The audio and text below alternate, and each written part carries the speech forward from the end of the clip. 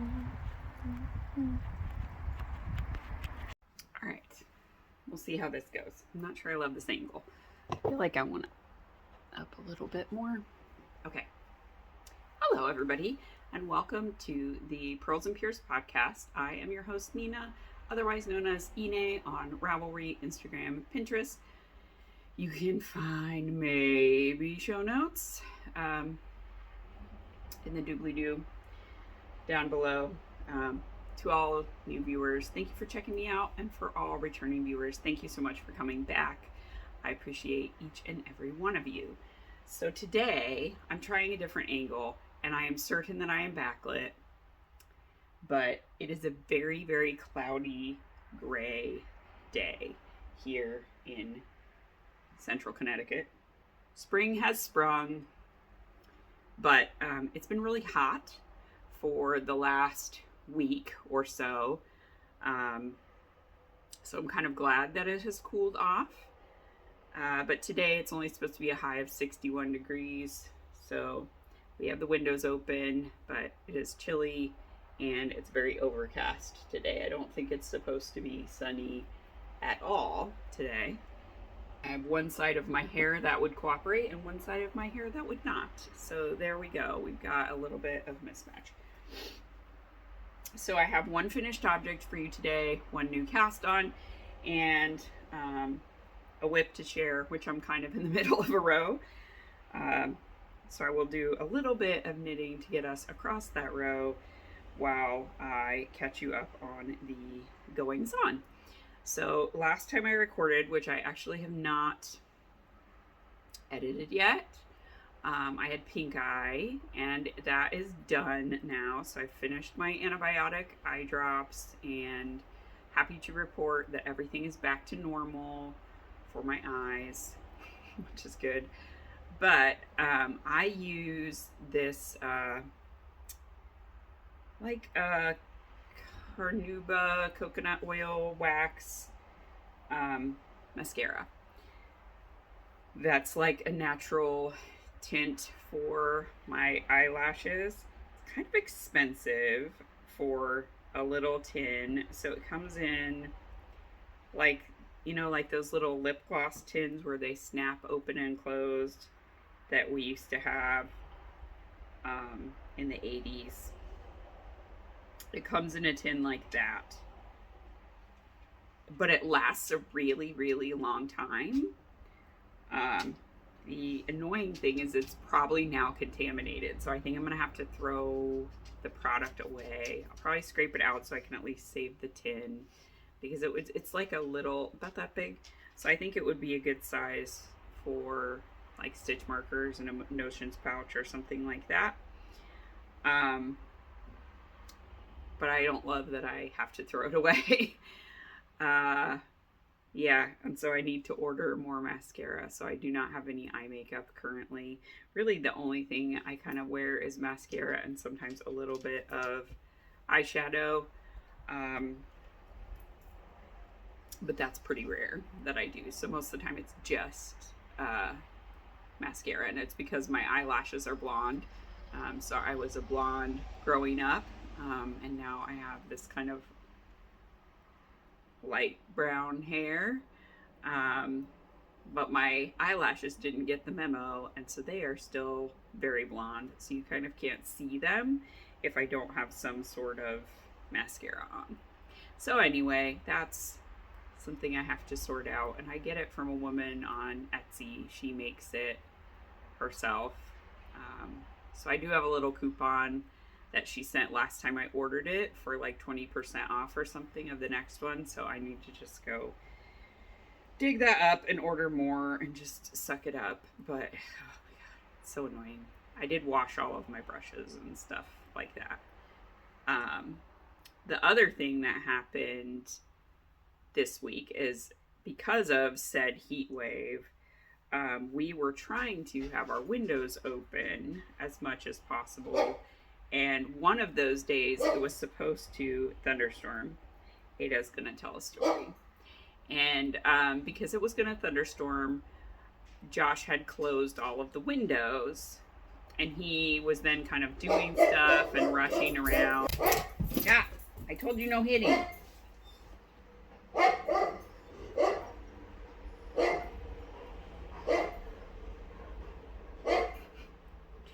Okay, we'll see if we can podcast with her periodically barking in the background. It seems like Hubble has calmed down a little bit. Sorry, the neighbor dogs came out, and they have to say hello in the loudest, most crazy way possible.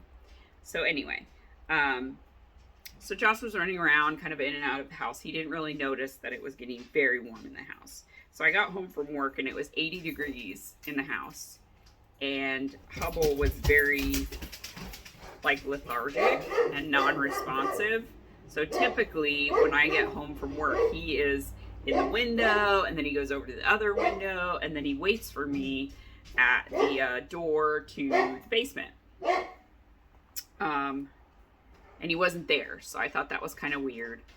And he normally will like jump up, put his paws on my shoulders and kind of nuzzle my face. So he gives me like a little hug when I get home. And he didn't even want to get up off the floor. And he was breathing kind of shallowly. So I was like, okay, I think he's too hot. And I checked his nose. His nose was very hot and dry. The water bowl was empty. So I'm thinking what must have happened is he chugged a bunch of water and then flopped down onto the floor. So anyway, I noticed all the windows were shut. So I was like, why is the air conditioning not on?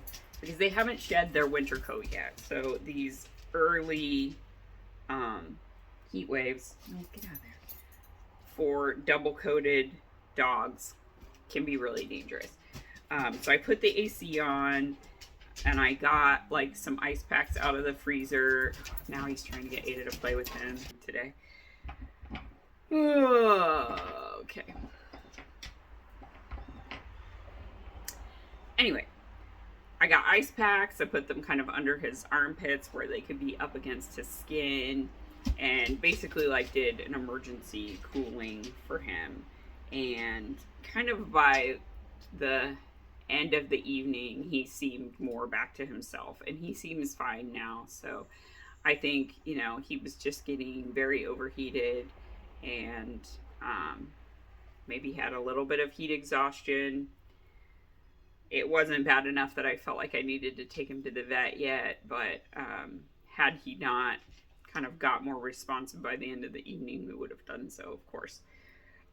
Yeah, so that was scary. So then basically since that point, we have had the air conditioning on until today. So I'm happy to not have the air conditioning on in April because I don't really want to do that. That's way too soon to have the AC on in New England. And I don't want to turn the heat back on either. I'm not going to vacillate between AC and heat. So if the AC needs to come on, it'll come on. But if it gets cool, I'm just going to put on layers. And we'll survive. I am still knitting across this row. Each of these rows takes about 15 minutes for me to do. A little bit longer, obviously, on the wrong side. I'm up to 405 stitches or something like that for Josh's sweater. It's a lot. I think I have 2 more repeats of this increase set where you're increasing on the front pieces, the sleeves, and the back, and then I will be done with sleeve increases and it'll just be increases on the front and back, which I think there's not a ton more, but I think it gets up to like 456 stitches or something crazy like that before sleeve separation. It's a lot. Oh god, you guys, it's so many stitches. Alright. I might have to just put this down because seriously, we're 11 minutes in and I haven't shown you any knitting at all. Okay. And my finished object, it is very not seasonally appropriate right now, but it will be really soon. So let's take a little pause here because this is not interesting. Not interesting film. we will take off this delightful lumberjack shirt and I will show you. So this is the Sundae Swirl tank by Jessie Maed Designs. I'm not sure why I've got a weird like line there from blocking it. It has been washed and blocked twice. So I washed it and blocked it outside, thinking I was so clever because it was in the 80s and I was going to dry it outside and it'd be dry so quickly and I'd be able to wear it to work the next day. I forgot it was supposed to rain that night, and I also forgot that I left it on the porch. So it got completely saturated with the rain. So I had to wash it again and block it, and I blocked it inside in front of the fan because we have like a big box fan we have going during the summer for the dogs, because even with the AC, like, they still get really hot. They're double coated monsters. So anyway, back to the tank top. So it's been washed and blocked twice, which is great because now I really know that it's going to be good. It is knit out of James C. Brett Kool cotton, and it's like a mint green colorway or color. It's this is more true to color back here. I have kind of a yellowy light on that side. I knit the second size, I think. However, the pickups under the arms called for picking up like 15 stitches, and when I did that, it was so gappy and loose that I did not like it. So I went back, unpicked it, and only picked up the amount of stitches for casting on the number of stitches. So when I was joining in the body, it was 15 stitches on either side under the arms. So it made it very big. Like, the circumference was so huge that I didn't like it. So I cast on for the smallest size underneath arm, which still allowed me to retain the ribbing. So it just has like a central ribbing panel going down the side, and then, you know, the cable pattern on either side. So that's what I did. So it did end up making it slightly smaller. I think that's okay. I was actually going for negative ease, not positive ease, because it's cotton.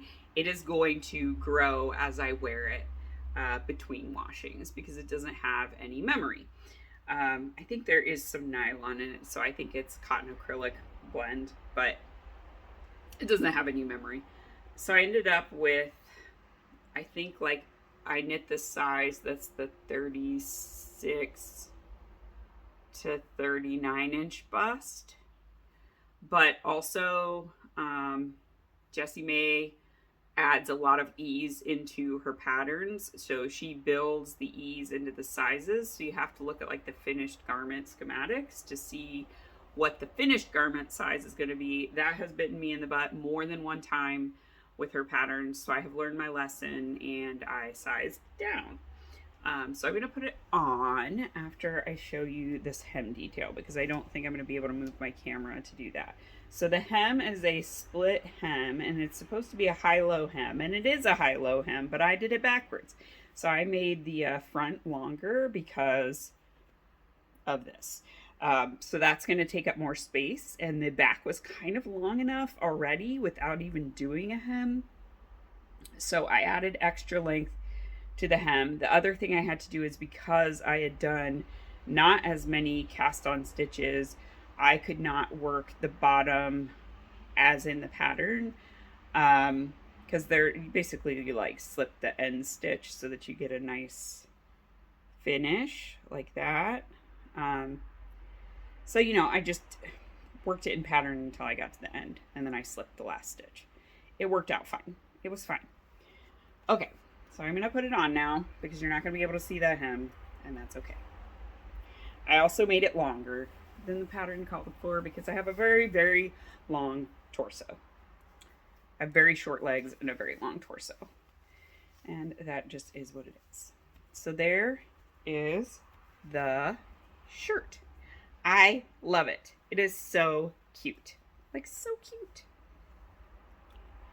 And I intended to wear it this way over a tank top because I am not a just my bra under a lace top kind of gal. It just doesn't work for me.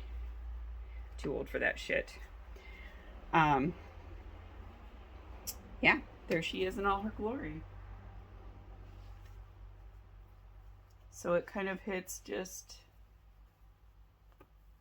you know, like here would be my waist. So I like things to have kind of mid-butt coverage, I guess. Or top of, but yeah, no, that's mid-butt. Okay. It's a little bit shorter than the tank top that I have on. The Costco special Felina tank tops for those who Costco. There's the front. Kind of I'm on my tippiest of toes to show you the hem, but you can see that like once I'm in it, that it's basically even because my bust takes up extra space in the front. So kind of instead of bust darts, if you don't do bust darts, you got to work longer to account for they're going to take up fabric. Yeah, so I think it's going to be really cute with jean shorts. I got some really cool kind of flowy, like they're not linen, but they're linen-esque pants from Costco. They're like drawstring and they've got cargo pockets and stuff. They're super cute. So I think it'd be really cute with those. I'm going to get a lot of wear out of it, I think. Yeah. This was basically yarn that my mom had bought for a baby blanket for the kids and did not ever knit said baby blanket and just gave it all to me in a bag. So like I said, I have this color and I've got gray. I still have a crap ton of this. I thought I was going to use more of it. I think I still have 4 balls of this color. I don't think that's enough for me to make anything for me. Maybe enough to make like a crop top for Megs, but I might just destash it because I'm kind of done with it. Although I think it would be cute as like a multicolored baby sweater. I do still know people having babies, so I don't know. Maybe I'll let it sit in my stash for a little while, but I'm not gonna knit anything else for me out of it. That's fine. This is enough, and I'll keep a little ball just for if I need to do any sort of repairs or anything to this one. I'm super proud of like my pickups for my armholes. I think they're really good. The neckline, I think the pickup's really nice. Yeah, I'm just really happy with it. I think it's cute. It's gonna be good. It's gonna be good for summer, and it's already stretching out. Like, yeah, I think it was good that I went with negative ease because I do think it's going to grow as I wear it. And if I had gone with the size that was, I think she recommends like 3 to 6 inches of positive ease, and then it would be like swimming on me once it relaxed with wear. So anyway, I'm not going to keep it on because it's too cold. It is not a tank top kind of day at all. Ugh. Okay. Kind of sitting between the cushions on this bench, and they're sort of sliding out from under me. It is not great.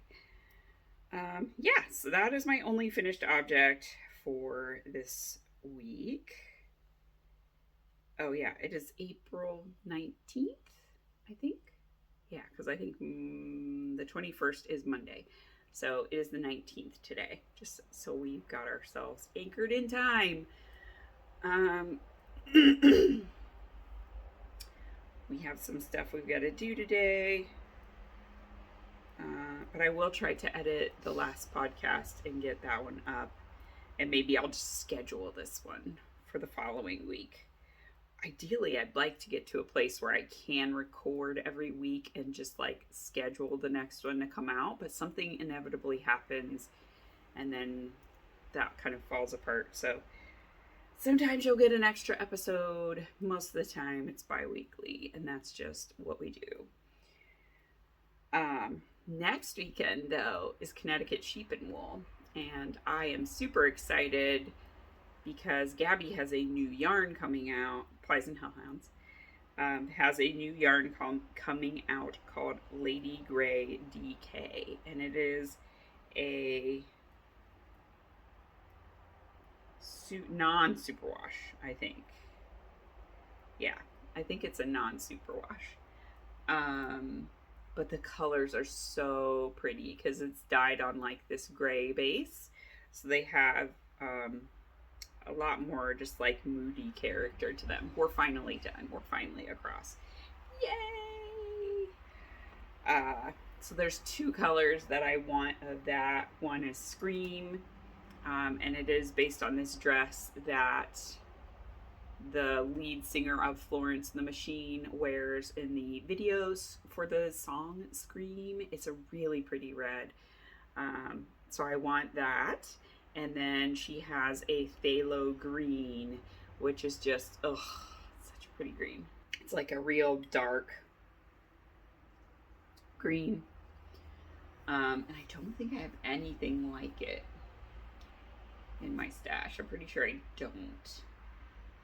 don't have a ton of DK weight anyway, but that is a nice sweater weight because that basically gets you to, you can also wear DK weight sweaters in kind of deep winter and you're fine as long as you wear like a insulating underlayer.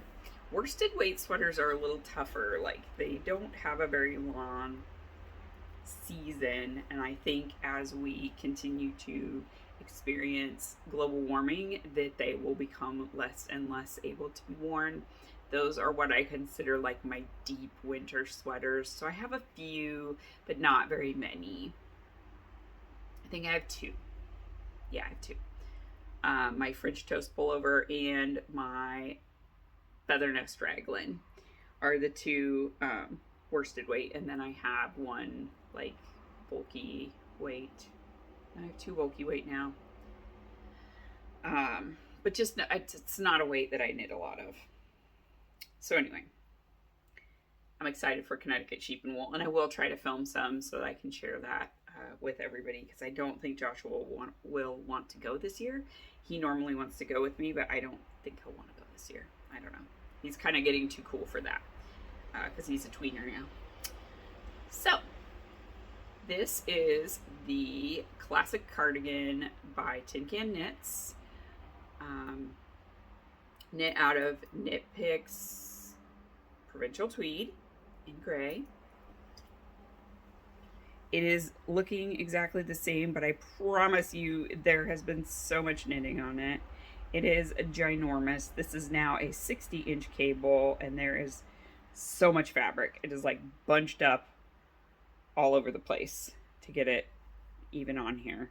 So this is the point in Josh's sweaters where I feel like I'm knitting a blanket, which I in fact am knitting what would be a blanket. Yeah, I don't have a lot to say. Like I said, I am very close to being done with the sleeve increases. I don't know how many stitches I have on this sleeve right now, but it is a lot. It's enough to go like around my head. Anyway, I finished one full ball. I'm on the second ball. This is also the part where it eats up the most yarn because it's the biggest circumference you're going to have at any point in the sweater.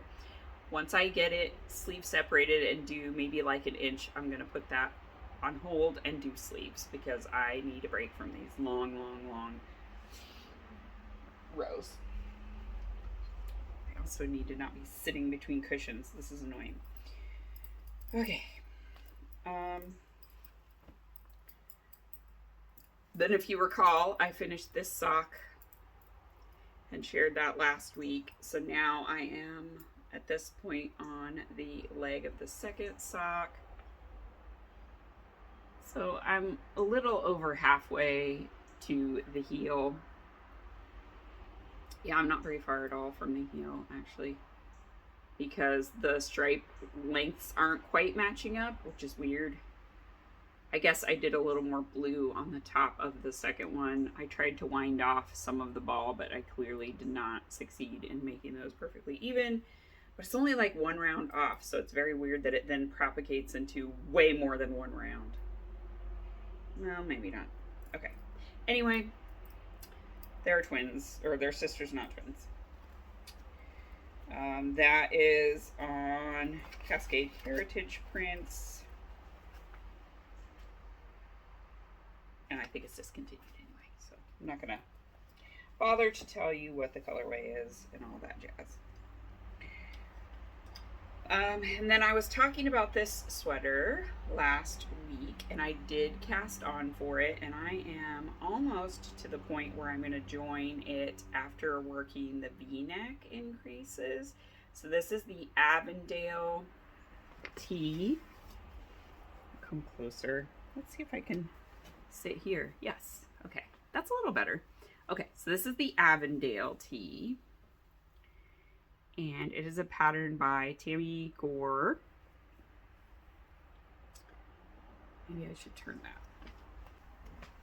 You're just going to have to trust me that this is a beautiful peachy pink color. It's very delicate. I think it's going to be really pretty.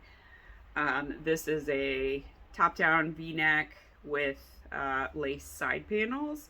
And the rest of it's just straight up and down. My intention is that I'm going to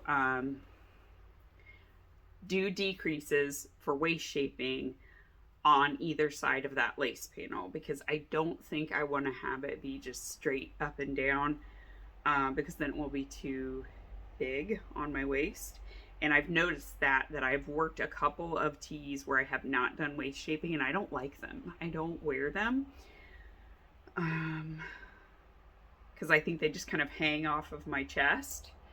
And I mean, you guys saw plenty of me before, but like my waist goes in quite a lot from my chest. And so if it's just kind of hanging off my chest, it makes me look a lot bigger than I actually am. And I don't like that.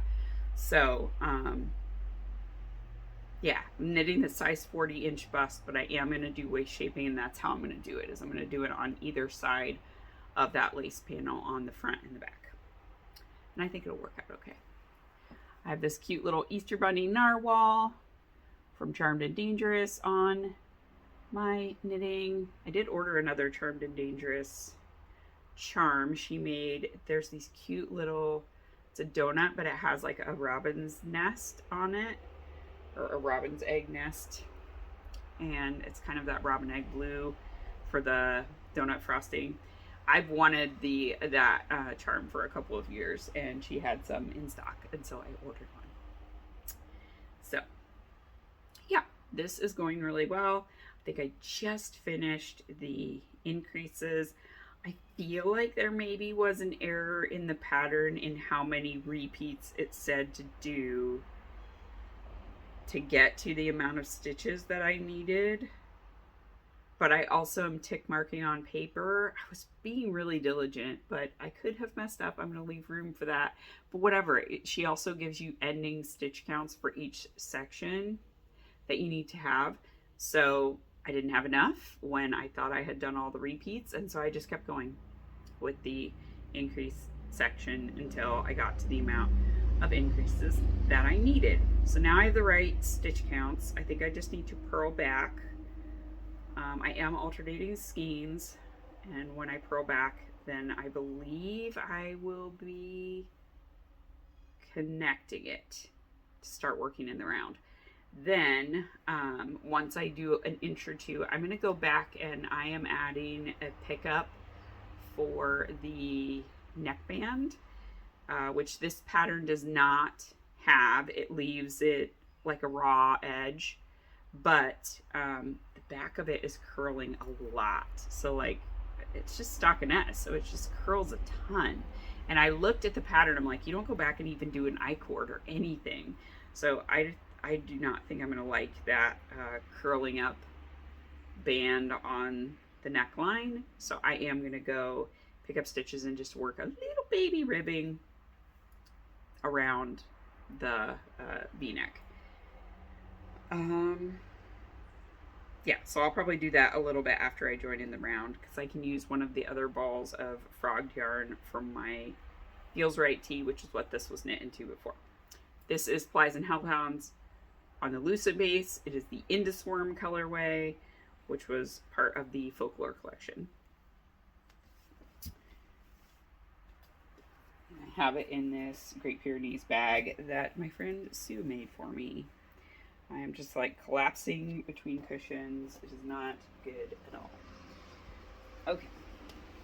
So now we will go to potential cast-ons, because I'm kind of wrapping up some projects and I want to cast on some new things, because a lot of the stuff I have cast on right now for the 12 cast-ons make along is cold weather stuff. And obviously we're going into a warmer time of the year. So I do want to have a couple of warm weather garments on the needles that I might be able to finish and wear. And also I like to, for Rhinebeck, have a very short sleeve, which check, I now have. So I have a tank for if it is a hot Rhinebeck.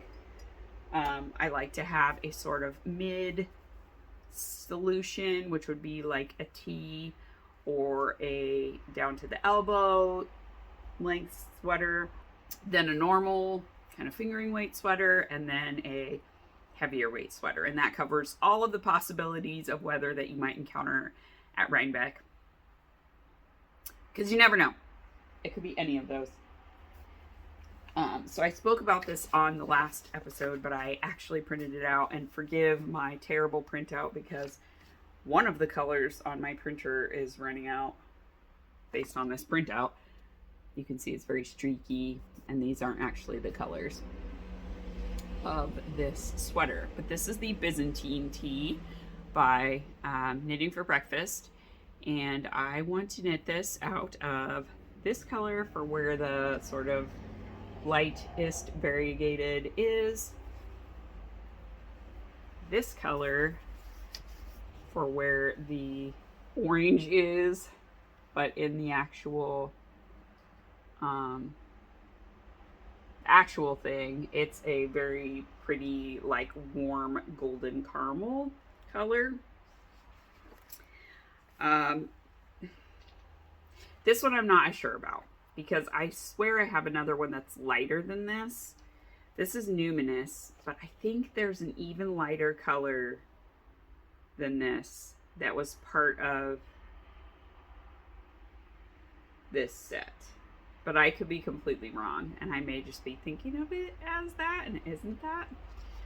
So anyway, but they're all tweedy, and it's fine. There is quite a bit of contrast between these two colors, and I don't think they actually ever are contrasting with each other. They're not. Okay, so we're fine. Because if you look at the design, and let's imagine for a moment together, this is going to be the main color of my sweater. This is Knitpicks Stroll in Welly's Heather, I think. I have a label somewhere. Yeah. Oh, look at me with my brain. Who's a big brain? Welly's Heather. So that's going to be the dark color here, which they used a deep navy. I thought it was black, but it's actually a deep navy that they used for their main color. So up here will be that gold color with the black. Then this will be the taupe with the black. Then the gold with the black. And this last colorwork motif, I may need to cut it short because this is a very deep yoke and I do not have a very deep drop right here. So I tend to have to cut like big colorwork like this short, or I'm gonna look and see if there's a way I can just like separate for the sleeves here and continue the colorwork here and on the sleeves. We'll have to see what the stitch count looks like at that point, but it may be possible. And if it is, that is how I will treat it, is I will separate after this gold band right here. Looks like there's one row of just plain knitting, and that I will do the black and separate for the sleeves, and then potentially continue the color work on both. But I think it's really pretty. This is a very thin tweed, as is the troll tweed. The stroll fingering weight is also very thin, which is why I thought they would be really good together. So I would say it's a light fingering weight. So I think this will be nice because it'll be color work, but it'll be kind of airy still. So it's a really pretty, I think it's a really pretty palette. And yeah, so I do want to cast that on. I've had these yarns for a while. These were part of one of the advents that Gabby did. I want to say Pandora's Box, but I feel like it wasn't Pandora's Box. I don't remember, but there were 4 colors of tweed. So these two and this, I have, I think, 5 skeins of this, plus I have some leftovers from when I knit a sweater for Megs as a test knit for Bad Wolf Girl Studios, who is also Meg. Yeah, so I think that'll be cute. So that's one. The other one I need to look for at Connecticut Sheep and Wool. So last year during Rhinebeck, I got these 2 skeins of yarn, which were very out of my comfort zone. These are very not adult Nina colors. These were Nina as a child colors for sure. I'm a child of the 80s, so I loved a good neon. But this one is wool and vinyl, and this one is fiber MacGyver.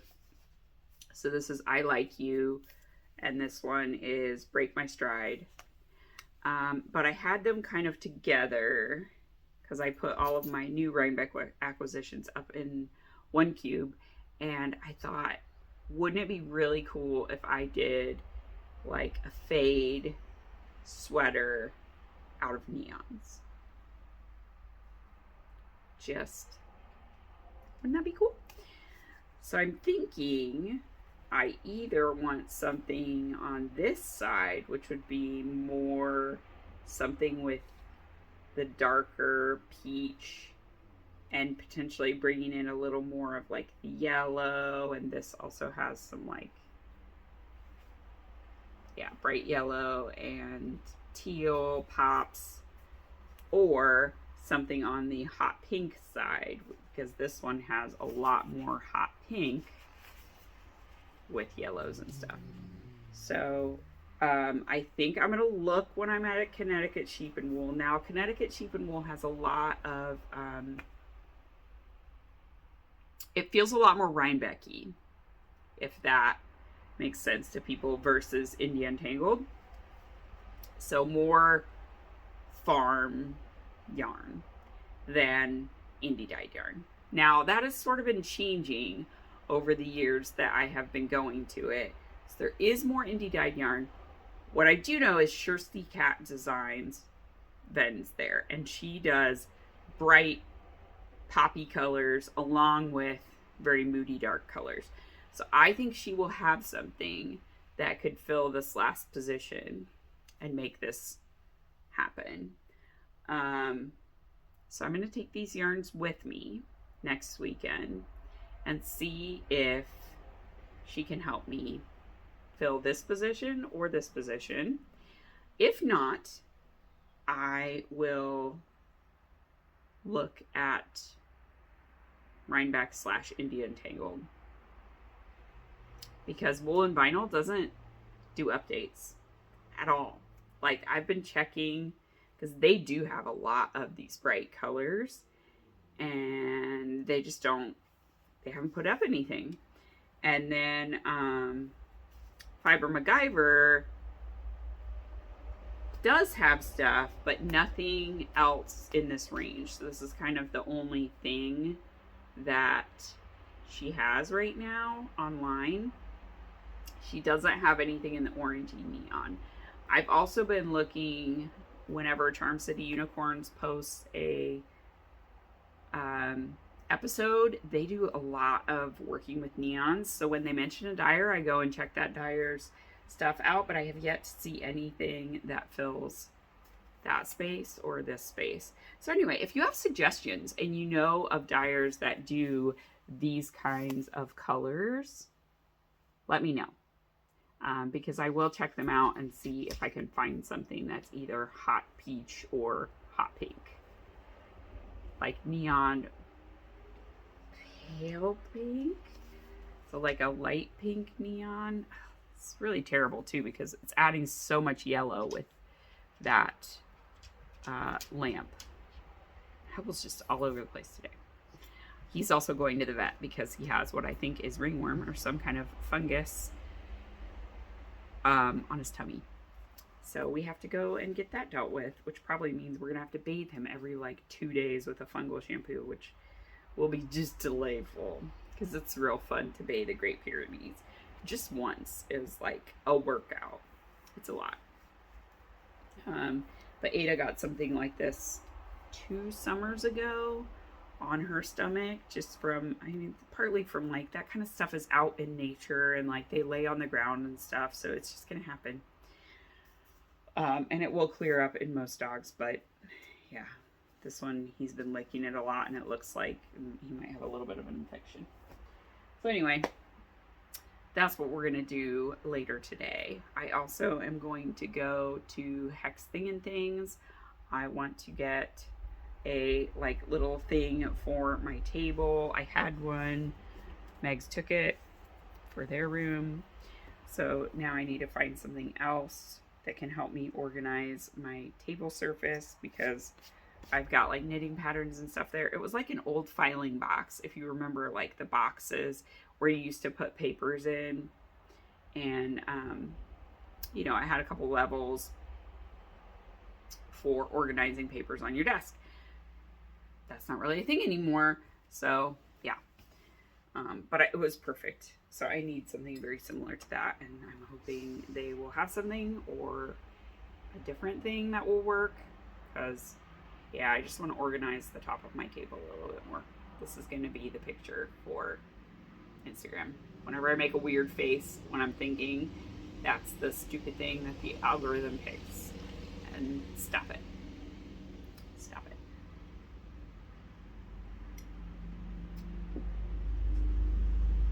What else?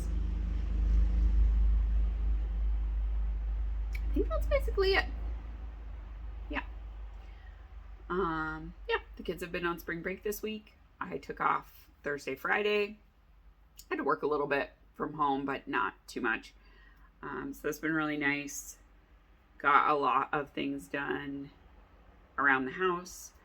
And then, yeah, everything in the greenhouse is going great. Like, Josh has up-potted all of our plants.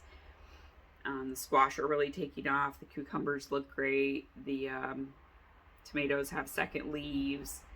We have the onions planted out in the raised beds now. All of our trees are blossoming. All of the peaches and nectarines in the back have blossoms on them. I think we have our replacement quince coming in the mail. But the one that the roots were kind of eaten by a little critter, I think Josh found it in time and he put rooting compound on it. So it does seem to be recovering. So we're going to give it a year of just living in the greenhouse in a pot so that it can really reestablish a good root system. And then we will put it out somewhere else. We had a position that we were kind of saving for when Cosmic Crisp apples are allowed to be sold outside of the state of Washington. But we will put the quince there instead. And then we'll have 3 quince trees, which is okay. Yeah. So anyway, thank you all so much for joining me.